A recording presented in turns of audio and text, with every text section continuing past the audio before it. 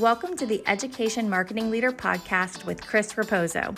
If you're looking to dive into the latest industry insights, draw inspiration from education success stories, or just want to sharpen your marketing skills, you're in the right place. Here, we bring you a diverse range of voices from experts and leaders in the field, offering you a unique blend of professional development and practical strategies. Whether you want to understand your audience better, stay updated with the latest tech trends in marketing, or expand your professional network, we've got you covered. So while you're driving on your morning commute or winding down after a busy day, let's explore the dynamic world of education marketing together.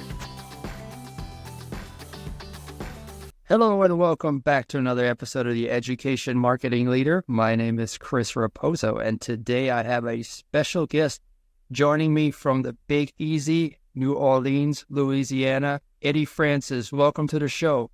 Hey, Chris, man. It is good to be on the show. Good to hang out with you.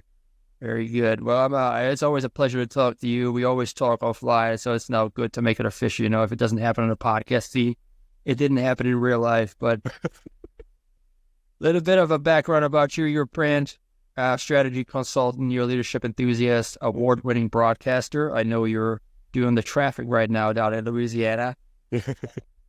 You're a keynote speaker and you're a podcast host of the Edify show. I Want to Work There. So today's episode is going to be about employer branding on how to find the right talent, keep the right talent, and make sure that your institution is thriving.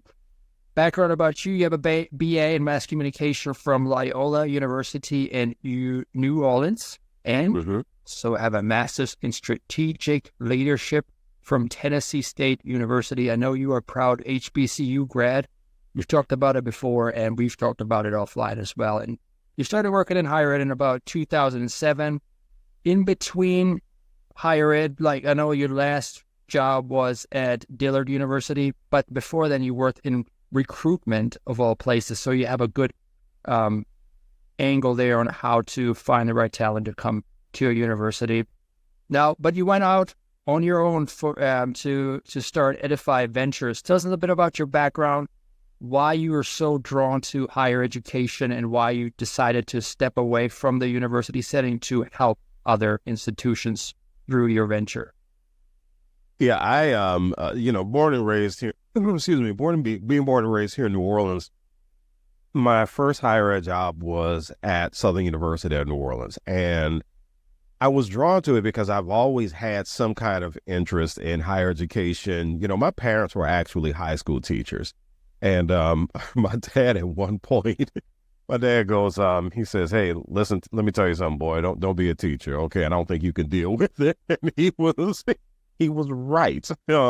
But he was really talking specifically about high school. And you know, my family does have a background in education. You know, my grandfather was a teacher, and my great-grandfather, I should say, Maynard Hilaire Nelson, who has an elementary school named after him. He was actually someone who talked to the Sisters of the Blessed Sacrament in the Archdiocese of New Orleans about the possibility of founding Xavier University in Louisiana. And so with that kind of history and the ties that I had to Dillard, where I had uncles who went to Dillard, uncles who went to Southern University of New Orleans, definitely lots of cousins who went to Xavier. When I started working at SUNO, I was drawn into higher ed at that time because, quite honestly, it was a job that was open. A friend of mine thought I could do the job.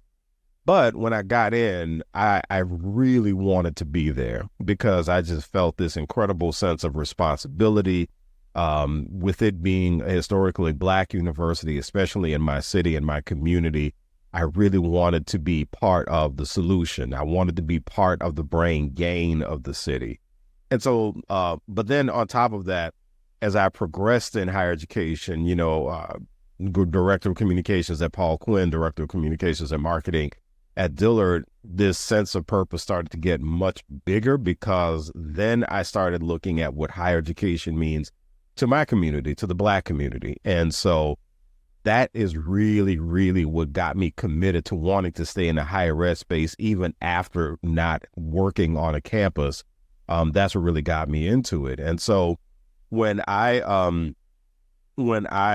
stepped away from higher ed, at least campus life, a year ago, I'm not going to lie. I mean, one of the things that I talk to with a lot of colleagues who work on campuses is how stressful being a marketing and communications leader can be on college campuses. It can be an extremely stressful job.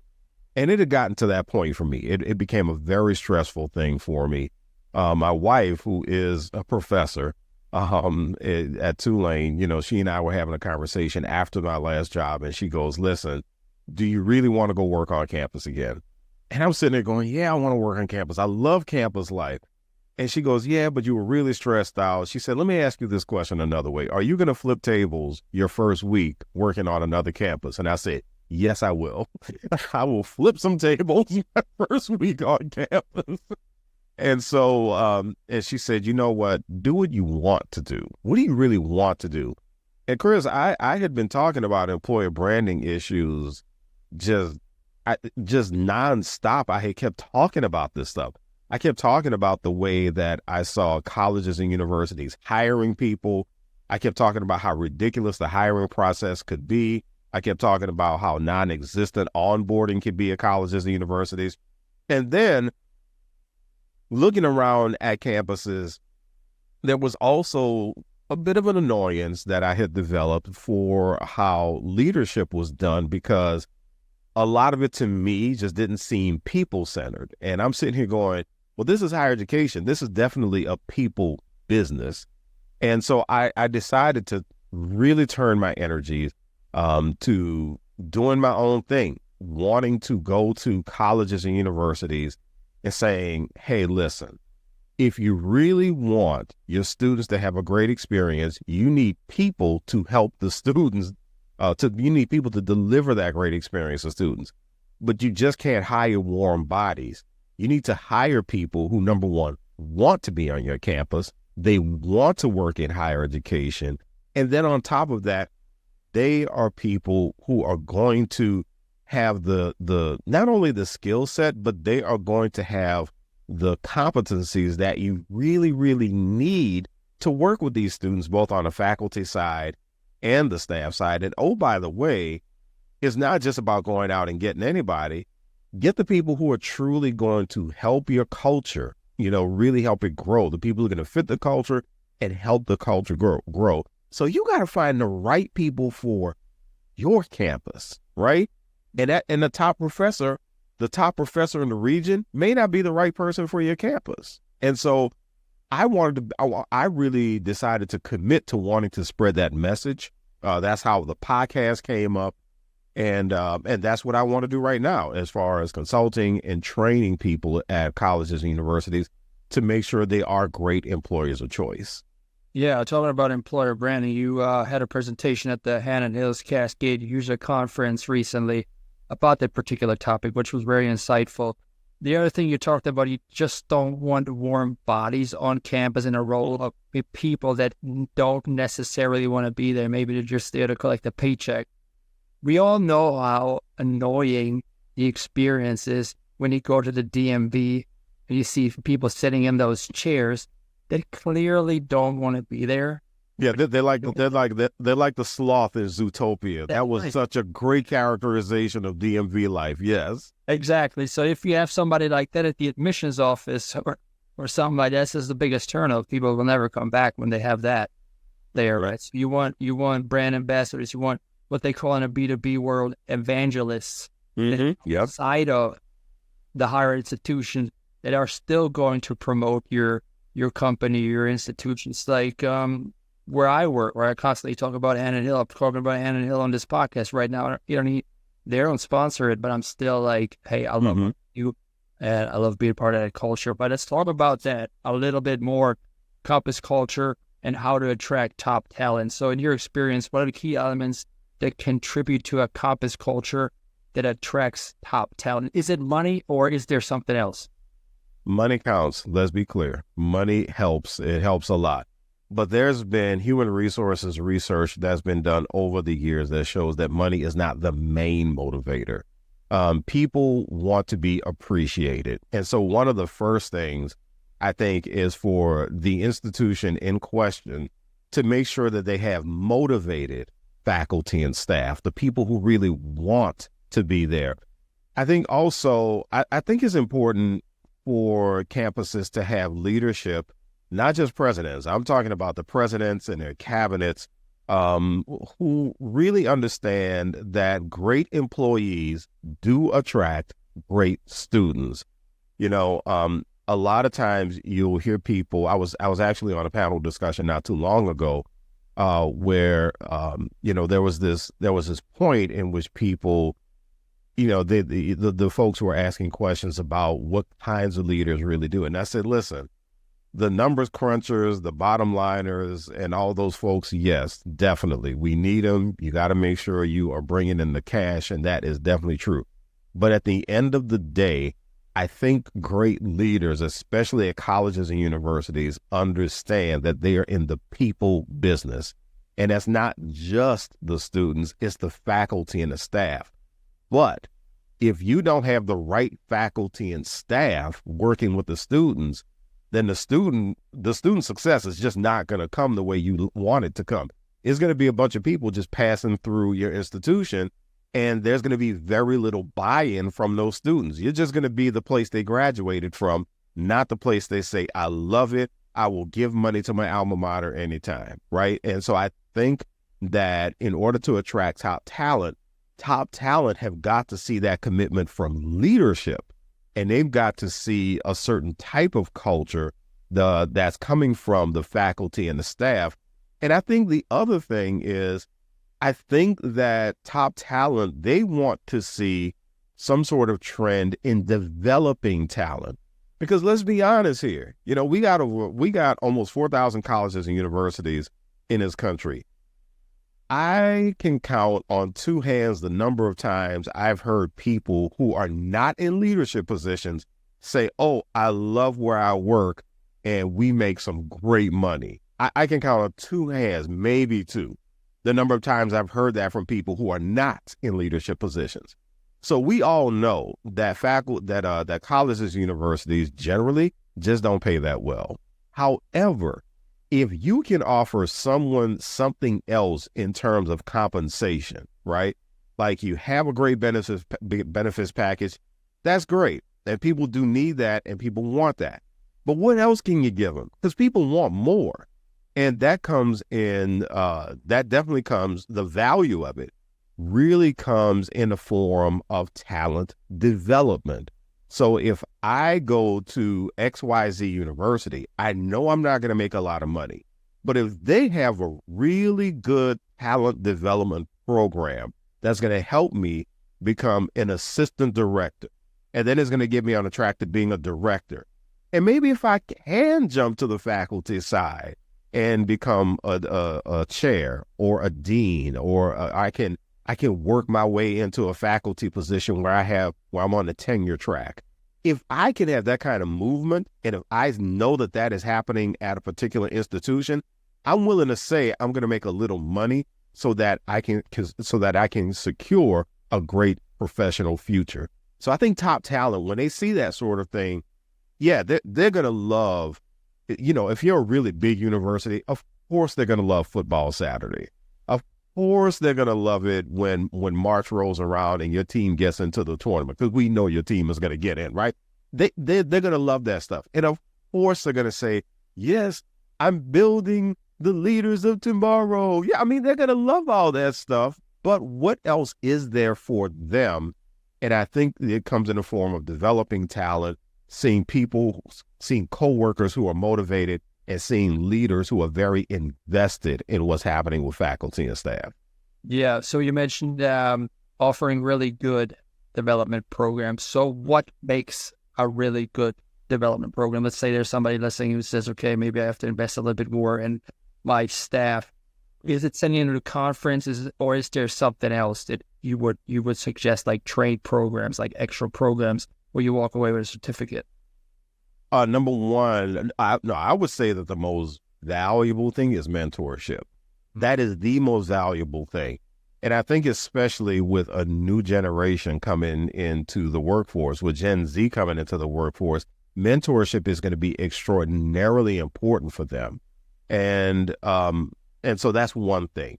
But I do think going to conferences, that's great because they have the opportunity to compare notes with colleagues around the country. They have the opportunity to network with colleagues. So conferences are also very valuable. But then I do think also, being able to go into some sort of formal program that does offer micro credentials, that is definitely on the table too. And it should be on the table too, because especially for the employees who may not necessarily want to pursue, you may have a bunch of employees who have bachelor's degrees and they don't necessarily want to pursue master's degrees. And of course, we know this is most often on the staff side of the house. And so you might have that. But if you can offer them micro credentials, then I do think that is a great offering. Or you have the ones who have the opportunity, if your campus does have master's programs that your employees are interested in, let them take those classes free. Offer it to them, please. I mean, I was talking to one person who was working at an institution, and they say, yeah, I really, really want to get a master's degree from this place. I'm glad I'm working there. And like a couple of months later, I talked to him and I said, hey, how's everything going? He said, man, I can't do it. And I was like, you can't do what? I can't do this master's degree thing. Man, I'm so hot. And I said, what happened? He said, we only get 10% off the degree. And I was like, wait a minute, what? And I knew he wasn't making that much money. And I was just sitting there going, man, the least they could do, if they're not going to pay you well, the very least they could do is give you a smooth path to getting an advanced degree. At the very least they could do. And that's not going to be, and I'm sitting there going, that can't be a huge expense, right? Because and then it was a master's degree that was actually very successful for this institution. So I'm sitting there going, they're getting their money, right? They are getting the people coming through doing it. The very least they could do for an employee who they know they're not paying well, give them the doggone path to get that master's degree. Now, doctorates, I get it, right? But a master's degree, come on, man. And so I really think that when you look at developing talent, you got to give them every opportunity. And I'll say this, Chris, if you can do that, even when someone leaves your institution, even if it's an involuntary separation, if they can leave saying, you know what, that didn't work out. However, here's what I learned while I was there. Here's what they did for me while I was there. At the very least, you're sending someone away who's not going to dog you out on Glassdoor, Indeed, Facebook. They're not going to write a Facebook dissertation about how crappy your campus is. And that's what, let me tell you something. That is one thing that a lot of administrations really, really seem to be unaware of. They seem to be so unaware of what word of mouth looks like in the digital space. And I'm telling you right now, the one space that I think a lot of people do not think about when they think about how someone can sully the reputation of your campus is Facebook, because that's where everybody is writing extensively about their experiences working at campuses, and they are dropping names, right? They're sitting on Facebook saying, don't you ever try to work in such and such because Dr. So-and-so is this kind of person. And I'm telling you right now, they are damaging this institution. Now you got alumni seeing this stuff, right? And now you have the kids of the people on Facebook who are going, you make it sound like an awful place. And they're like, yeah, well, it is an awful place. Whatever you do not apply to that school. So, Chris, I really think that a lot of people are missing those types of pieces when it comes to having a great reputation as an employer. Yeah, man, now you dropped the bomb there, man, with making that statement. So how can higher ed institutions soften the blow when they see that sort of negative social proof online? Do you respond to it? How do you go about that? No, you don't respond to it. As a matter of fact, I had a situation when I was at my last stop where there was a disgruntled former employee. This person had been let go from the institution, and he had been let go for a good reason. right? It was something he did. But what happened was he had just enough evidence to make noise about something. And so what wound up happening, I think the institution wound up settling in court with this person. But the problem is that he made it hell on them. And he wrote all this stuff. He said all this stuff to the media. He posted it on Facebook. He did any and everything he could to make his case. Now, let's be clear. This person was wrong, right? They were let go because they were in the wrong. And we found out that this person was engaged in some criminal activity too. But the problem is that he made so much noise and he was able to actually make points that were believable to people. And there were folks who said, well, yeah, he might have done all this stuff, but he's right about Dr. So-and-so. That person is this kind of person. And I know this person is that kind of, and I know, and this other person he talked about, he wasn't wrong about them either. So his philosophy was basically, if I'm going down, I'm taking you with me. And the issue and so with that, it was such a mess, Chris, that was something that I chose not to respond to because it was just way too messy. And what did mess us up is when somebody decided to respond behind my back, and I was not pleased about that. But when you see it, though, I think the honorable thing for the administration to do is to find a way to address it with employees, right? Because you have to be honest. You have to be honest that there's this possible stain on your reputation. But then also, I think it's very important for administrations when they see disgruntled former employees who decide to tell the world about what they didn't like about the experience. I think is also appropriate and smart for an administration to allow the faculty and staff to provide feedback about that and get a feedback loop going, because the worst thing you could do to faculty and staff is to not listen to them. That is the worst thing you could do, especially if you do something like collect employee satisfaction data and there's actually information in that data that tells you what they don't like, and you go to them and say, okay, what don't you like? And they're sitting there going, well, we took a survey. You know what we don't like.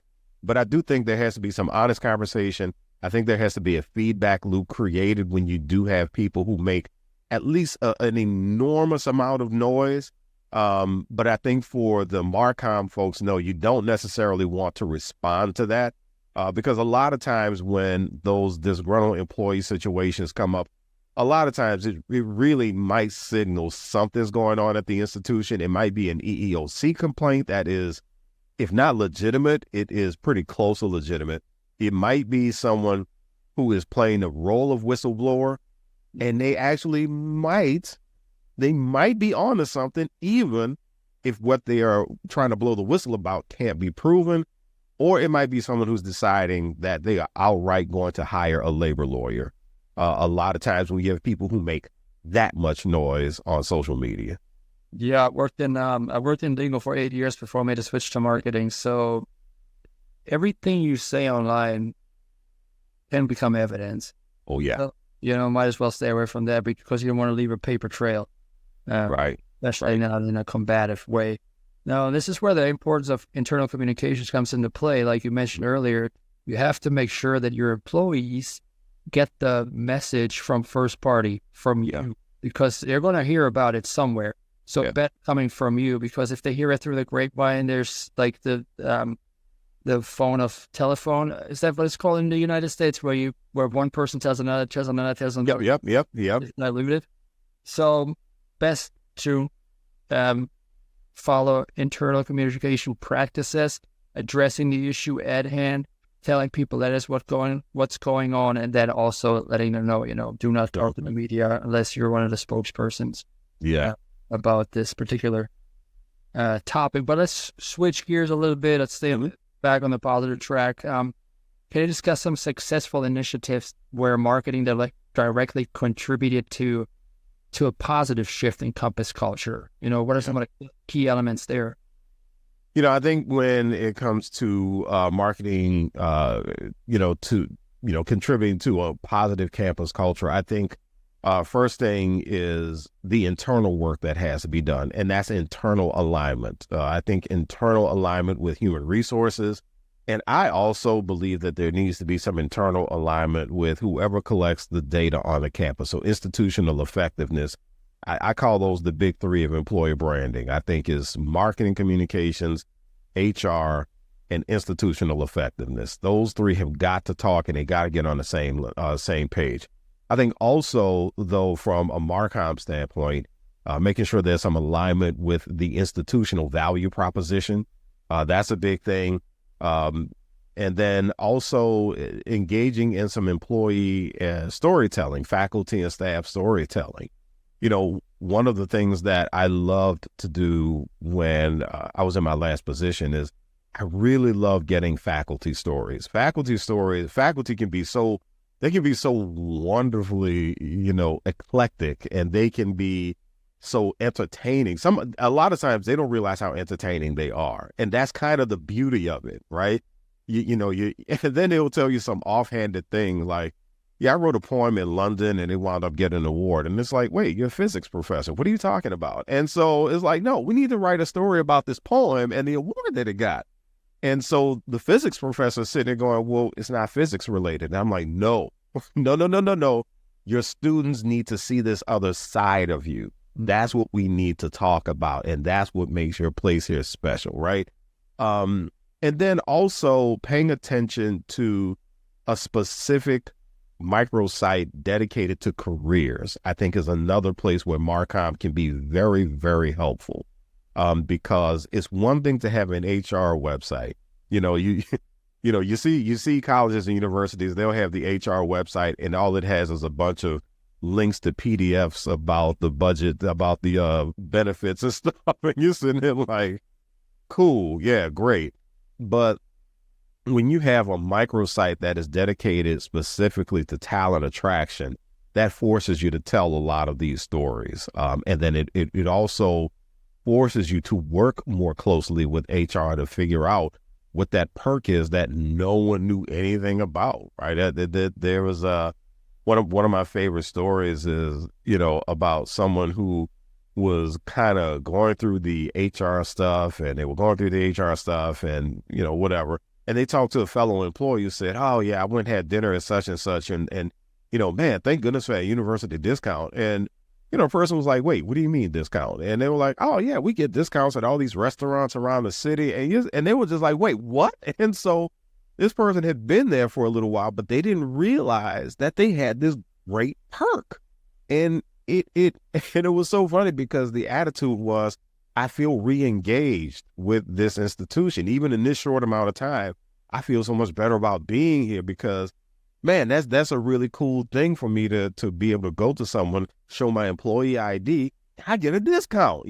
So that's also great engagement for the institution as the anchor of its community. And so I think from a Marcom standpoint, being able to tell those stories, being able to publish a great careers microsite, I think aligning with the institutional value proposition, those types of strategies, I think can really work. And that's how Marcom can help with employer branding. Yeah, that's right. Why hide the benefits when those benefits may be a draw for some people that come to your institution? Yeah. Like the free tuition, right? Mm-hmm. Yeah. Oh my gosh. We all know how expensive a master's degree can be. Yeah. So yes, looking for a little bit less, putting in your time, getting that credential, nobody's ever going to take that away from you. Right. Yeah. And you know what's funny, Chris? So a lot of times when I have spoken to people in HR, it's not that they're trying to hide it.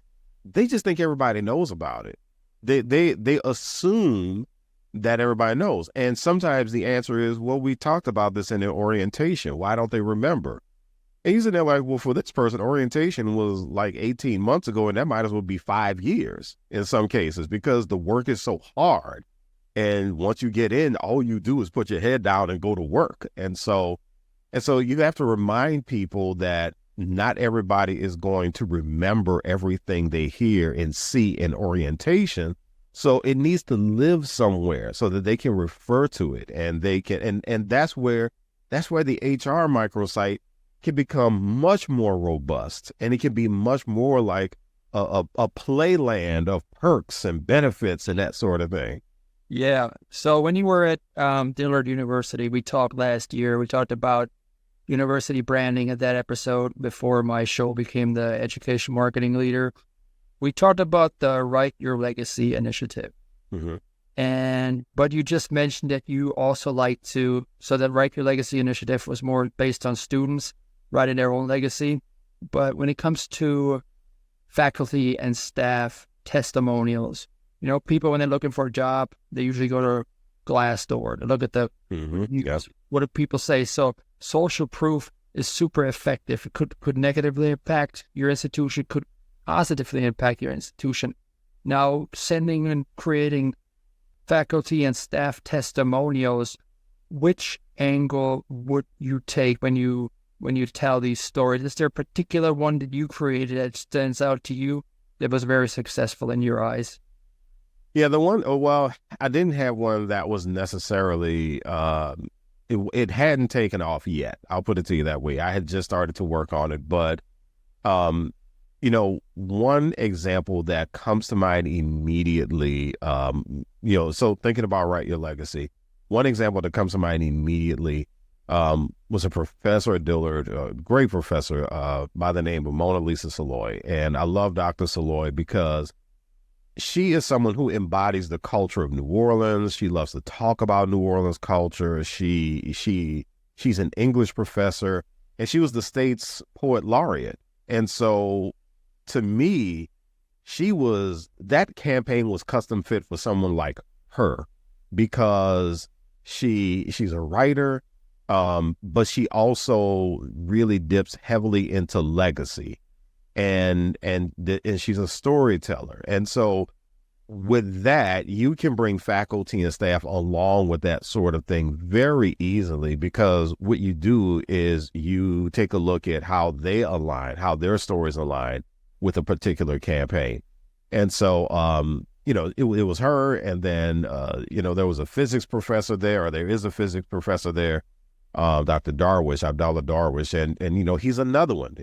Lots of history being created with the stuff that he's doing as far as, producing the biggest number of Black students who are physics alumni of a single institution. So there's a legacy story there. But then there's also this whole thing about him writing a legacy, because with him, he was constantly working on how he could create the next generation. And he was constantly telling his story about that.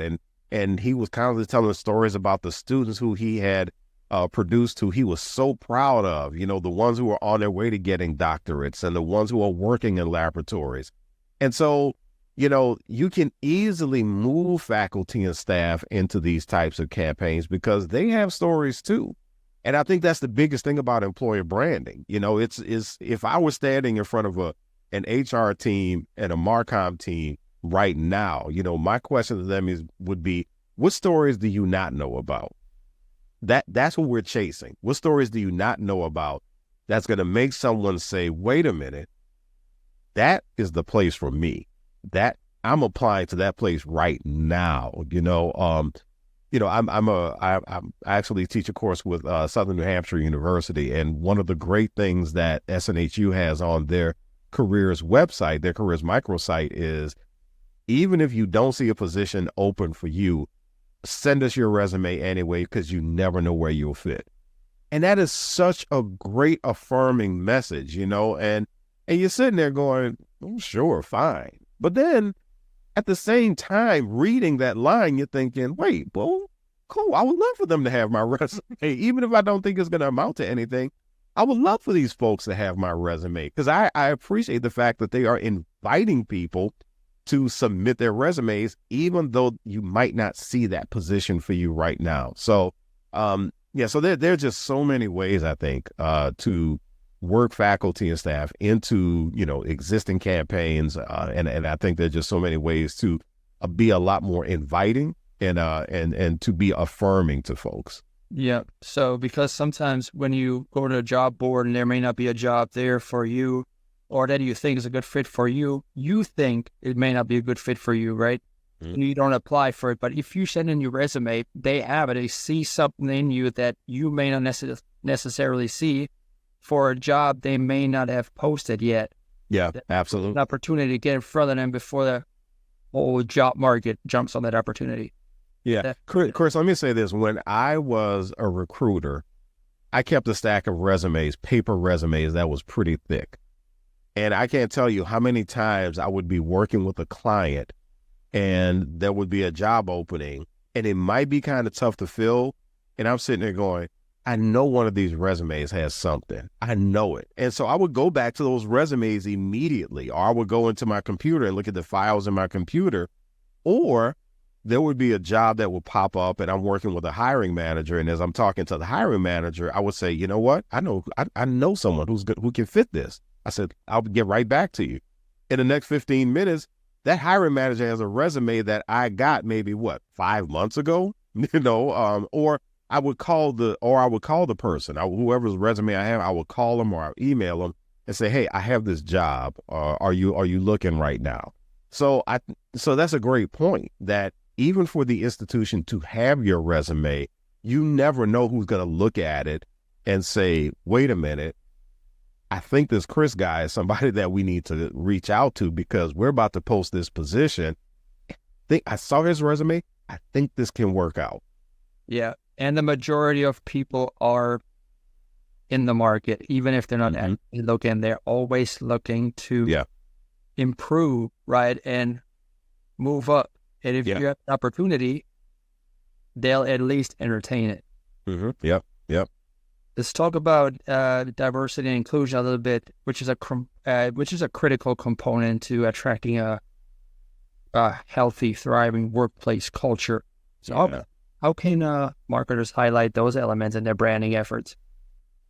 Well, I think the first thing is that people have to frame DEI in a really in a very thoughtful way. I think that institutions need to look at two things. Number one, and let's just stick with diversity for now. I think number one, when an institution wants to say, hey, we need to show our diversity, number one, they need to ask themselves, is there something else they want to do with diversity?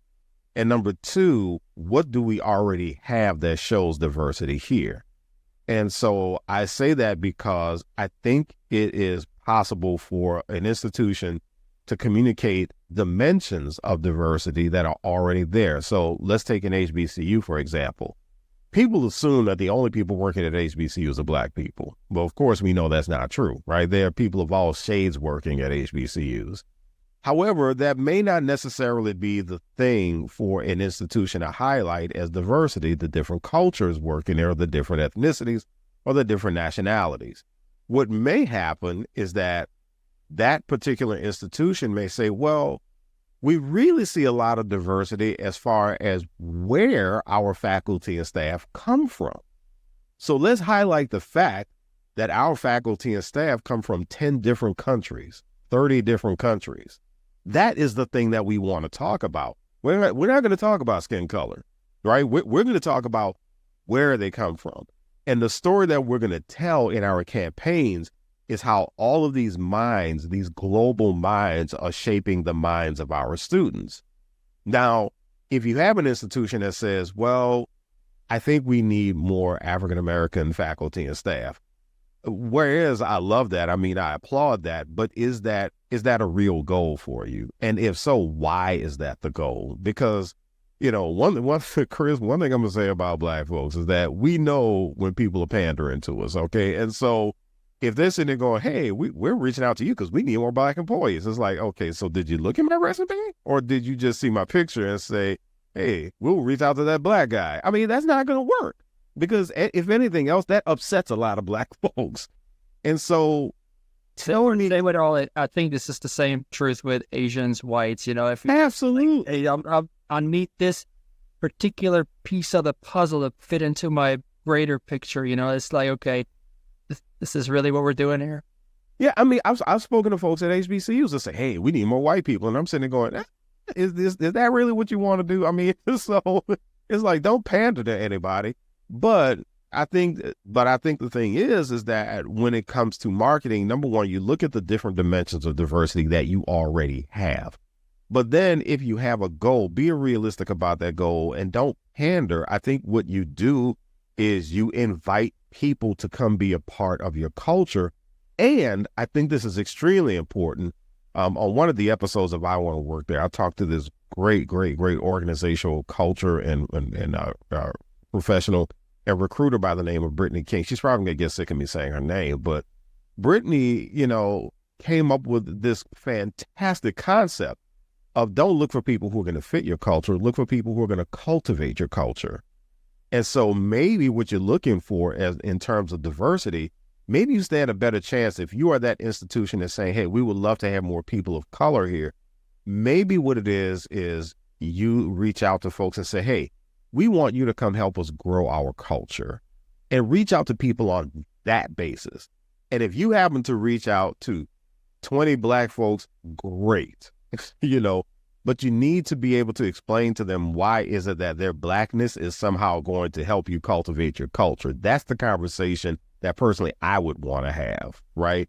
And it can't be based on color. It has to be based on pure diversity. It has to be based on purely saying, we need people to help us expand our mindset on this campus. And I think that's the kind of thing that's going to get people of all diverse abilities, diverse cultures, diverse nationalities. When you talk about people, who are neurodivergent and that sort of thing, that's the sort of thing that I think really, really attracts people to be able to have that kind of conversation. So I think in the diversity toolkit, I think that's the way, in my opinion, that's the way to market to folks so that you do have a rich culture of diversity and equity and inclusion and belonging to follow. Yeah. Diversity is a beautiful thing because it expands our mindset. I was just on a webinar yesterday that I listened to with a marketer from New Delhi, India. And the way this guy presented, this guy came in from an angle that was so deep and thought out and methodical. Mm-hmm. I was like, no American would ever speak that way on a webinar. So like it opened my mind the way he spoke about, brought the spiritual aspect into it, I was like, oh, this is refreshing because I don't hear it in a corporate setting like that. Yeah. And that's the thing. That's the thing. I mean, it's the mindset that really, really helps. And again, in the example of attracting more Black employees, if you want to grow your people of color or to grow the numbers of people of color, again, I think a lot of times it really does depend on framing. And I think framing it as, listen, we're going to honor you and we're going to honor your culture and we want you and your culture here.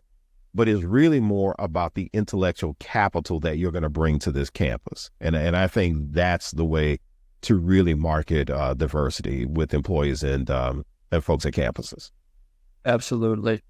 Last question of the day. For institutions looking to revamp their employer branding, what is the first step they should take so that people will say, I want to work there?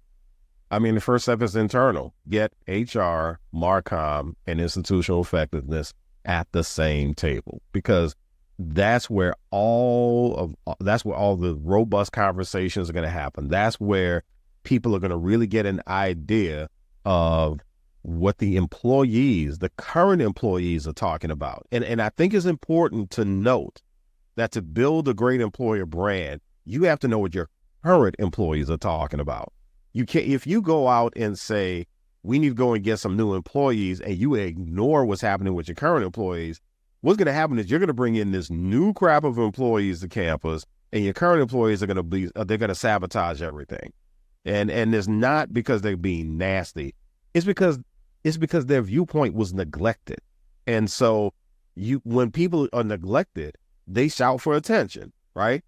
And so I think when you get HR, Marcom and institutional effectiveness in the same room at the table and you get them talking, now you have a real opportunity to figure out all of the moving parts on campus so that you can go out and attract the types of people that you want. And the other two parts of this is not just talent attraction, but then also those three areas talking can also figure out talent experience.